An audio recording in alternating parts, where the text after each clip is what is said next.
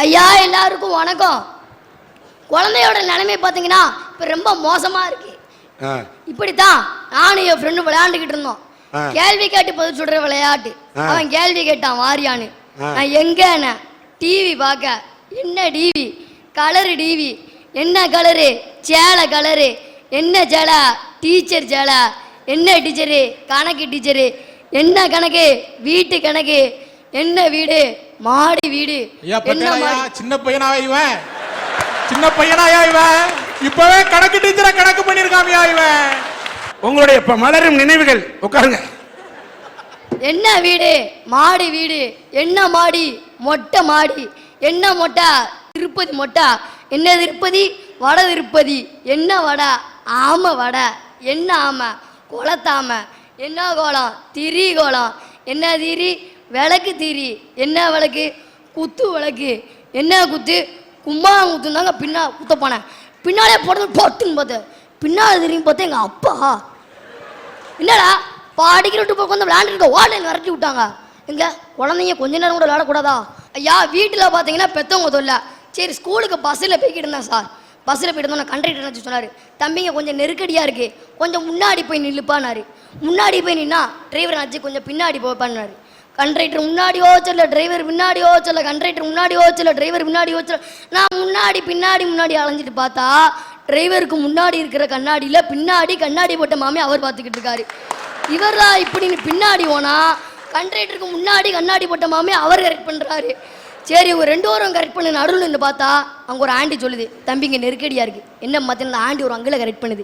இவங்க 3 வாரம் கரெக்ட் பண்ணி நீ யாரை கரெக்ட் பண்ண போறீங்க? நல்லா நான் ஒரு கரெக்ட் பண்ணலையா தம்பி, நல்லா இருப்பேன் நீ. இனிமே பஸ்ல போகாதடா, பல பேர் வாழ்க்கையில மண்ணெளி போட்டுரும் உங்களுக்கு. எங்க ஸ்கூல்ல பாஸ் விட்டா நான் யார் பஸ்ல வரேன்? சார் ஒரு நிமிஷம் தம்பி, நீ என்ன வேணாலும் பேசிக்கமா, ஆனால் உன்னைய குழந்தைன்னு மட்டும் தயவு செஞ்சு சொல்லாத. குழந்தைங்க பஸ்ஸில் போனால் ஜன்னல் வழியாக காக்கா குருவியை தாமியாக பார்க்கும். யார் யார் கரெக்ட் பண்ணுறாங்கன்னு பார்த்துக்கிட்டு இருக்கு பாரு. உன்னையெல்லாம் டயரில் தாமலே உட்கார வைக்கணும். அந்த வயசுல நாங்கள் தாண்டிட்டோம்ல.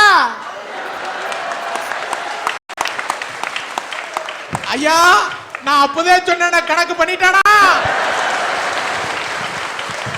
இந்த பார்த்தீங்கன்னா இவங்க தொல்லை. சரி லீவில் தான் தாத்தா பாட்டி வீட்டுக்கு போகும்போது போய்கிட்டு இருந்தோமா எங்கள் வாத்தியார் ஒரு ஸ்டாப்பில் இறனாரு. வாத்தியாருக்கு மரியாதை இருக்குமே எந்திரிச்சு நின்னேன். வாத்தியார் அதெல்லாம் வேண்டாம் உட்காந்து கூட தட்டி கொடுத்து உட்கார வச்சிட்டாரு. ஒரு 2 ஸ்டாப்பு போணுச்சு. வாத்தியார் திருப்பி நான் எந்திரிச்சேன். உடனே ஸ்கூலில் தான் மரியாதை, இங்கெல்லாம் மரியாதையே வேண்டாம், நீ உட்காருப்பா. அதெல்லாம் வேண்டாம், நீ உட்காரு. கழுத்தை பிடிச்சி உட்கார வச்சாரு. கூட 2 ஸ்டாப் போணுச்சு. எந்திரிச்சேன். டே ஸ்கூலில் தான்டா மரியாதை வேண்டாண்டா என்றானாரு. உடனே யோ உனக்கு யாரையா மரியாதை கொடுத்தா? நான் இறங்க வேண்டிய ஸ்டாப்பு 4 ஸ்டாப்பு தள்ளி வந்துட்டோம்யா, நீ அப்படி பிடிச்சி உட்காருன்றிருக்கியா? வீட்டில் வந்தால் அந்த பெற்றவங்க தொல்ல, அந்த பஸ்ஸில் வந்தால் கண்டக்டர் தொல்ல, நீங்கள் ஓன் தொல்ல, இங்கே வந்தால் இவர் தொல்ல தாங்க முடியலையா? சொன்னல நான் ஒரு சின்ன பையன் தேவையா? நான் இருந்தாலும் இருக்க விட மாட்டேங்க. நான் என்ன செய்யட்டும்? நான் என் பாட்டில் சிவனேன்னு தானே உட்கார்ந்து இருந்தேன். உங்க ஊர் என்ன? நெல்ல. நீ தர்றது தொல்ல இல்ல. இனிமே உனக்கு அனுமதி இல்ல. எனக்கு இல்ல. எதுக்கு உண்டு இல்ல? அண்ணே இந்த மாதிரி பசங்க பஸ்ல தான் வாத்தியார வறுத்து எடுக்காங்க. முந்தா நாள் நானும் ஒரு வாத்தியாரம் பஸ்ல போறோம். அவரு நிக்காரு, எல்லா பயிலும் சீட்ல உட்கார்ந்துருக்கான். நான் கேட்டேன், நீர்லாம் ஒரு வாத்தியாரையா, என்ன பாடம் நடத்துவாரு, ஒரு வேளா எந்திரிச்சு இடம் கொடுக்கானான்னு. உடனே ஒரு பையட்ட போனார், எந்திரி நான் உட்காரணும்னாரு. உடனே அந்த பையன் சொன்னா, அதெல்லாம் உட்கார முடியாது. ஏண்டா நீங்க தானே சார் சொன்னீங்க? நான் என்னடா சொன்னேன்? சொந்த காலில் நிக்கணும் சொன்னேர்லாம் நில்லும். இதுவா குருவுக்கு தருகிற மரியாதை? இன்னொன்னு, இந்த சின்ன பையன் பேசுற விஷயம் பஸ்ல பார்த்துட்டு கணக்கு பண்றத பாக்குறாரு, பஸ்ல வேற விஷயத்த பார்க்கலாமான்னு சகோதரி சொன்னாங்க. கரெக்டு தான். காத்து வாங்கணும், நல்ல விஷயங்களை பார்க்கணும், பள்ளிக்கூட கணக்கு போடணும். ஆனால் சமுதாயத்தில் இருக்கக்கூடியவர்களும் 4 பேர் நம்மளை பார்க்கறாங்களே, அடுத்த தலைமுறை கெட்டு போயிடுமே அப்படிங்கிற உணர்வு பெரியவர்களுக்கும் இருக்க வேண்டும். அப்படிங்கிற உணர்வு பெரியவர்களுக்கும் இருக்க வேண்டும்.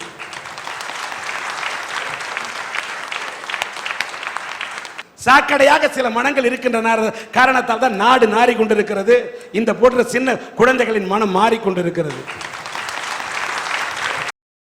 2 இதயங்களின் ஒரே துடிப்பு, 4 கண்களின் ஒரே பார்வை, 2 மனங்களின் ஒரே சிந்தனை, 2 குடும்பங்களின் ஒரே சங்கமம் திருமணம். இரண்டு நெஞ்சங்களின் ஒரே நினைப்பு, இரண்டு மன இதயங்களின் இனிப்பு ஒப்பந்தம். இந்த உலகத்திற்கு ஒரு புதிய உயிரை உருவாக்கி கொடுக்கின்ற நேர்மையான முயற்சி இந்த திருமணம். உண்மையான காதலுக்கு கௌரவமான முகவரி தருவது திருமணம். மனங்கள் இணைந்து விட்டால் மதங்களே தேவையில்லை என்று உலகத்திற்கு ஓங்கி உணர்த்துவது திருமணம். இந்தியா என்கின்ற அமைதி பூங்காவின் பண்பாட்டு கலாச்சார வேர் திருமணம். இந்த மன வாழ்க்கையை போற்றணுங்க. எனக்கெல்லாம் கல்யாணமான புதுசுல சரியாவே சமைக்க தெரியாதுங்க. இப்பயும் அப்படித்தான், இது வேற விஷயம். எங்கள் மாமியார் என்கிட்ட வந்து சொன்னிச்சு, இந்த பாருமா, என் மகன் எல்லா விஷயத்துலையும் அமைதியாக இருப்பான், ஆனால் சாப்பாட்டு விஷயத்தில் மட்டும் பயங்கர கோபம் வரும். போன வாரம் சோத்துல கொஞ்சம் உப்பு குறைஞ்சிருச்சுன்னு தட்டோட தூக்கி எறிஞ்சா 4 செங்கல் பேந்து வச்சு பார்த்து கொண்டு போயிட்டாங்க. எனக்கு ஒரே படபடப்பாக இருக்குது, நமக்கு சமைக்க வராது. சரி, கஷ்டப்பட்டு சோறு பொங்கி குழம்பு வச்சு எடுத்து வச்சாச்சு. இப்போ தான் யாபகம் வருது, அவசரத்தில் அரிசி களைய மறந்து போயிட்டேன். இப்போ 5-6 கல் உள்ளே கிடக்குது. எனக்கு என்னடா செய்யன்னு குலதெய்வத்தை நேர்ந்துக்கிட்டு இருக்கிறேன். இவர் குழம்ப ஊற்றிட்டாரு, ஒரு பிசைஞ்சு ஒரு உருண்டை எடுத்து வாயில் போட்டார். என் கெட்ட நேரம் வாயிலேயே வரணும், கடக்குன்னு ஒரு சத்தம். கல் எடுத்து இப்படியே வச்சாரு. நான் ஒரு ஸ்டெப்பு பின்னாடி போனேன். அடுத்து ஒரு உருண்டை உருட்டி வாயில் வச்சாரு. கடக்குன்னு இன்னொரு சத்தம். எடுத்தாரு, கல் இல்லை, அவர் பல்லு. நான் வாச பக்கம் போயிட்டேன், இதோட நடைய கட்டிட வேண்டியதான்னு. இங்கே வாடான்னாரு. நான் அவர் தம்பியைத்தான் கூப்பிட்றாரு போலன்னு திரும்பி பார்த்தேன். ஒன்னத்தான்னாரு. நான் என்னத்தான்ட்டு போனேன். அவர் சரியான வெண்ணத்தான், இவர் சரியான தொணதான். அவர் ஒன்னத்தான்னாரு, நான் என்னத்தான்ட்டு போனேன். கையை நீட்டுனாரு. பெரம்பு வச்சு அடிக்க போறாரு என்னமோன்ட்டு நீட்டினேன். அந்த கல்லை எடுத்து பட்டும் படாமல் என் உள்ளங்கையில் வச்சுட்டு சொன்னார், அடுத்த வருஷம் நம்ம புது வீடு கட்ட போகிறோம் இல்லையா, அதுக்கு அடிக்கல்லாம் இந்த கல்லை பயன்படுத்திக்கிடுவோம், இதை கொண்டு போய் பீரோவில் வையினாரு. அப்படியே அசந்து போய் நின்னேன். ஏங்க, சோறு குழஞ்சி போச்சு, அதில் 5-6 கல் கிடக்குதுங்கிறத கூட இவ்வளவு நாசுக்காக எடுத்து சொல்ல முடியும் என்றால் அந்த மன வாழ்க்கை சந்தோஷமானது தானே. கல்லை பீரோவில் வச்சுட்டாங்க, பல்ல எங்கே போய் வச்சாங்கய்யா? பல்லு உடஞ்சி வச்சுல, அதான் எங்கள் சிங்கத்துக்கு தங்கப்பல்லு கட்டி விட்டுருக்கோம்ல. ஓ, சிங்க தங்கப்பல்லோட போகுது. ஆமா ஆமா, கலட்டிடாதம்மா, உன்னைய பார்த்தா பயமா இருக்கு. உங்க தங்கப்பல் கட்டினது உங்க வீட்டுக்காரரா? ஆமா, அதான் கடைக்கடையா போய் இஞ்சி இருக்கா இஞ்சி, இஞ்சி இருக்கா இஞ்சிங்காரு. அன்னைக்கு ஒரு அன்னையும் பல்ல அண்ணி உடைச்சிருச்சு. பல்ல திறக்கணும், சுக்கு இருக்கா சுக்குன்னு வாய முடிக்கிட்டே கேட்டாரு. ஏமா, என் வீட்டுல அந்த பிரச்சனையே கிடையாதுமா. என் வீட்டுல அந்த பிரச்சனையே கிடையாது. உங்க வீடே கிடையாது, அது அப்பல இருந்து ஒப்பிச்சுக்கிட்டு தானே இருக்கீங்க. ஆமா, வீடு கிடையாது, பங்களா. உட்காருமையா, உமக்கு உட்கார்ற இடத்துல கட்டினா நவுண்டு உட்காரும். வயசு காலத்துல ஏன் போட்டு போராடிட்டு இருக்காரு. நானும் எங்க அண்ணனும் பேசிட்டு இருக்கோம், குறுக்க வந்துக்கிட்டு. நம்ம வீட்டுல பிரச்சனை கிடையாது சார். அப்படியே எதுவும் பிரச்சனை வந்தாலும் ஒரு வார்த்தை, விட்டுருவா சார், என்ன மன்னிச்சிரும்பேன், விட்டுருவா. இந்த மாதிரி புரிந்து கொள்ளுதல் இல்லாமல் அன்பு வற்றி போனவர்களால் ஏற்படுகின்ற மனமுறிவை தூற்றுகிறேன். அன்பு என்கின்ற ஆற்று நீர் ஊற்று நீராக சுரக்கின்ற மன வாழ்க்கையை போற்றுகின்றேன். நாட்டுல மொத்தம் 286 மதங்கள் இருக்குயா. மதங்கள் வேற வேறையா இருந்தாலும் அன்பே கடவுள் அப்படிங்கிறதா எல்லா மதத்தோட அடிப்படையும். அன்பு சிவமும் ரெண்டா பாக்குறவன் அறிவில்லாதவன் சொன்னார் திருமூலர். அறியும் சிவனு ஒண்ணு, இத அறியாத வாயில மண்ணுன்னு சொல்லி மத ஒற்றுமையை சொல்லுது இந்து மதம். உன்கிட்ட 2 அப்பா இருந்தா அதுல ஒன்ன இல்லாத ஏழைக்கு கொடுன்னு சொல்லுது கிறிஸ்தவ மதம். வறியவன் பசித்திருக்கும் போது நீ புசியாதேன்னு சொன்னார் நபிகள் நாயகம். ஒரு ஏழையோட பசி கொடுமைய நாமளும் தெரிஞ்சுக்கணுங்கிறதுக்காக 40 நாட்கள் நோன்பு இருக்கிறத வலியுறுத்தது இஸ்லாமிய சமயம். ரமலான் மாதத்திலே 40 நாட்கள் அந்த மாதம் முழுவதும் நோன்பு இருக்கிறார்கள் என்று சொன்னால் அது சாதாரண நோன்பு அல்ல. இந்த உலகத்திலே பணம் படைத்தவன் கூட பசி என்றால் என்னவென்று அவன் உணர்ந்து கொள்ள வேண்டும் என்பதற்காக அந்த உண்ணா நோன்பு. அவன் அரசனாக இருந்தாலும் சரி, அவன் இந்த நாட்டை ஆண்டு கொண்டிருக்கக்கூடியவனாக இருந்தாலும் சரி, பசி என்றால் என்ன என்று அவன் உணர வேண்டும் என்று அந்த பசியின் மாண்பை நோன்பு மூலமாக எடுத்து சொல்லும் மாதம் தான் ரமலான் மாதம். இப்படி அன்பையே போதிக்கிற எல்லா மதங்களையும் நான் தலை வணங்கி போற்றுறேன் சார்.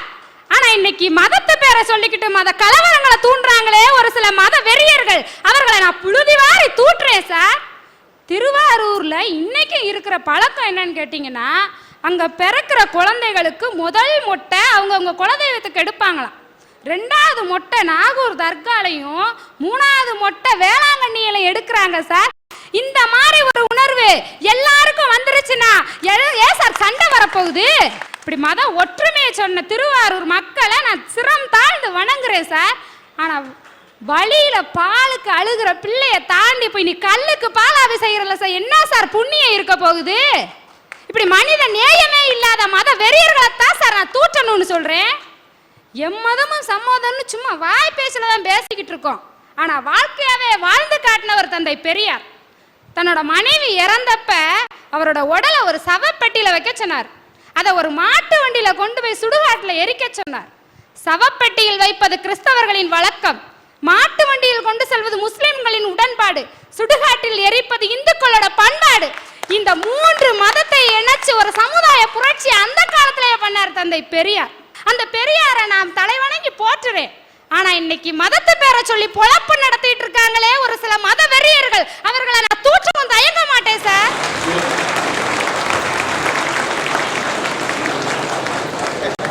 ஐயா, காதல் அப்படிங்கிற ஒரு சொல்லும் போதே எவ்வளவு மகிழ்ச்சியா இருக்குங்க.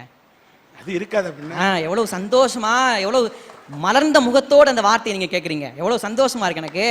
காதலை பற்றி எவ்வளவு கவிஞர்கள் ரொம்ப அழகா பாடியிருக்கிறாங்க. ஏன்னு கேட்டா கால் இல்லாம ஓட முடியாது, காதல் இல்லாம மனிதனால வாழவே முடியாது. அருமை அருமை. அழகா கவிஞர்கள் சொன்னாங்க பாருங்க, உங்களை மாதிரியேன்னு காதல் அது ஒரு விந்தை வினைத்தொகை. மெய்யெழுத்துக்களை தடவி உயிரெழுத்துக்களை படிக்கிற ஒரு ஒப்பற்ற மொழி காதல். காதல் ஒரு பெரிய மர்மங்கள் நிறைந்த மகா சமுத்திரம். காதல சமுத்திரம்னு அவங்க சொன்னாங்க. இந்த சமுத்திரத்துல விழுந்துதானங்க கொள்ள பேர் சீரழிஞ்சு போனா. அன்னைக்கு கொள்ள பேர் சீரழிஞ்சு போனா அந்த சமுத்திரத்துல தானே சில பேர் மூழ்கி முத்தெடுத்து இருக்கிறான். அருமையா சொன்னீங்க சார். காதல் ஒரு சமுத்திரம் மாதிரின்னு சொன்ன கவிஞன் அதோட விட்டுறல, நீங்கள் எல்லாம் கடற்கரையிலேயே நின்று பார்த்தால் அது ஹார்மோன்களின் சேட்டையாகவே தெரியும். நல்ல காதல் இந்த சமூகத்தில் இல்லையா? தெய்வீகமான காதல் இல்லையா? ஐயா, 19 வயது நிரம்பிய ராஜேஸ்வரிங்கிற ஒரு பெண், இந்து பெண், ஒரு முஸ்லீம் இளைஞரை கல்யாணம் பண்ணிக்கிட்டாங்க. ஜெயங்கொண்டம் அப்படிங்கிற ஊர்ல அரிமா சங்கத்தினுடைய தலைமையில. அந்த இளைஞர் பார்த்தீங்கன்னா 2 கால் இல்லாத ஒரு ஊனமான இளைஞர். அந்த இளைஞர் அந்த பெண்ணிட்ட போய் கல்யாணம் பண்ண உடனே பத்திரிகையாளர்கள்லாம் போய் ஒரு பேட்டி எடுத்தாங்க. என்னம்மா 2 கால் இல்லாத ஒரு இளைஞரை போய் காதலிச்சு கல்யாணம் பண்ணிக்கிட்டே வாழ்க்கை பூரா கஷ்டப்பட போறியான்னு கேட்டாங்க. அந்த பெண் ஒரே ஒரு கவிதை மட்டும் பதிலா சொன்னுச்சு, இஷ்டப்பட்ட இருவர் சேர்ந்து கஷ்டப்படுவதே காதல்னு சொல்லிச்சுங்க. அற்புதம். கஷ்டப்பட போற சரிமா, 2 கால் இல்லையே அவருக்கு, எப்படி வாழ்க்கை நடத்த போறோன்னு கேட்ட உடனே அவருக்கு வேணா 2 கால் இல்ல சார், எனக்கு 4 கை இருக்குதுன்னு சொல்லிச்சு அந்த பொண்ணு. எப்படிமா அப்படின்னு சொன்னா அந்த பொண்ணு பதில் சொல்லிச்சு பாருங்க, ஒரு இடது கை, இன்னொன்று வலது கை, இன்னொன்று முகத்தில் புன்னகை, நெஞ்சில் நம்பிக்கைன்னு சொல்லிச்சுங்க. இருப்பது 4 கை, இந்த 4 கை இருந்தால் வந்து விடும் தனியாக வாழ்க்கை. ஆஹா ஆஹா. ஆனா இந்த நல்ல காதலை நான் போட்டுறேன் சார். ஆனா இதே சமூகத்துல போலி காதல்களை நிச்சயம் நம்ம தூட்டித்தான் ஆகணும். திரைப்படத்துல பாட்டுல பதிவு பண்ணா பாருங்க, எஸ்.சி. கிருஷ்ணன் ஒரு பழைய பாடகர், பிஓஐ பாய், பாய் என்ன பையன், ஜிஐஆர்எல் கேர்ள், கேர்ள் என்ன பொண்ணு, இந்த பொண்ணை கண்டதும் போதை உண்டாகுதே, எம்ஏடி மேட், மேட்னா கிறுக்கு, ஹெச்ஏடி ஹெட், ஹெட்னா தலை, தலை கிறுக்கு புடிச்சு நீ ஏனோ திண்டாடுற, லைலா நீ அடி, மஜ்னு நான் அடி, ட்ராஜடி நமக்குள் வேணாண்டி, காதல் போதையில் பேசும் வார்த்தைகள் காற்றில் போயிடும் பறந்தோடி, ஹே பிஓஐ பாய், பாய் என்ன பையன், ஜிஆர்எல் கேர்ள், கேர்ள் என்ன பொண்ணு, இந்த பொண்ணை கண்டதும் போதை உண்டாகுதே. அவர் பாயை பத்தி பேசுறாரு, உங்களுக்கு என்ன சின்ன பையனை பத்தி வரணுமா?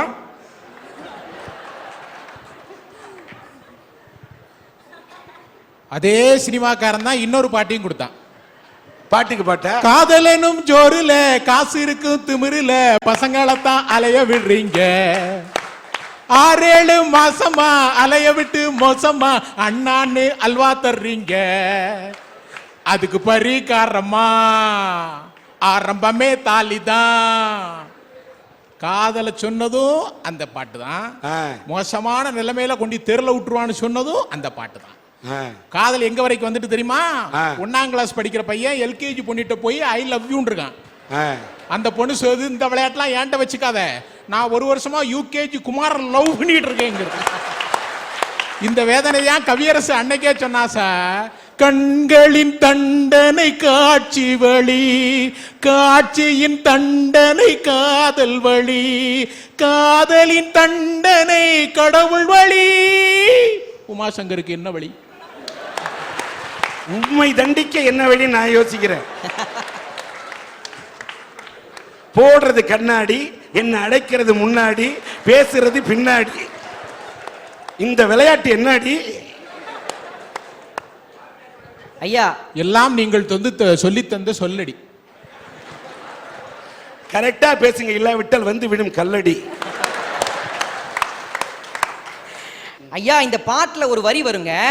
GIRL கேர்ள், கேர்ள்னா பொண்ணு, இந்த பொண்ணை கண்டதும் போதை உண்டாகுதேன்னு சொன்னானே, அதை நான் காதல்னு சொல்லல. ஒரு பொண்ணை பார்த்தா வாழ்க்கைக்கான பாதை தெரியுதுன்னு சொன்னா அது காதலுங்க. அந்த காதலை தான் போட்டுரும். இதே சமூகத்துல கிருஷ்ண பகவானை காதலித்தது மீராவும் ராதையும் நம்ம பக்கத்தூர் ஆண்டாளும் மட்டும் இல்லைங்க. டில்லி சுல்தானினுடைய மகள் திருமாலையே காதலித்து திருமாலையே கல்யாணம் செய்து கொள்ள வேண்டும் என்று தவம் இருந்தாங்க. ஒரு நாள் திருவரங்கத்தில் திருமாலுடைய சிலையை பிரிந்த சோகத்தில் உயிர் துறந்தாங்க. இன்றைக்கும் திருவரங்கத்தில் துலுக்க நாச்சியாராக மக்களால் போற்றப்படுகிற கடவுளாக இருக்கிறார். அப்படின்னா காதல் தெய்வீகமானது இல்லையா சார்? அப்பேற்பட்ட தெய்வீகமான காதலை என்றைக்கும் நான் போற்றுகிறேன். போலியாக வருகிற காதலர்களையும் காதலையும் நான் தூற்றுகிறேன்.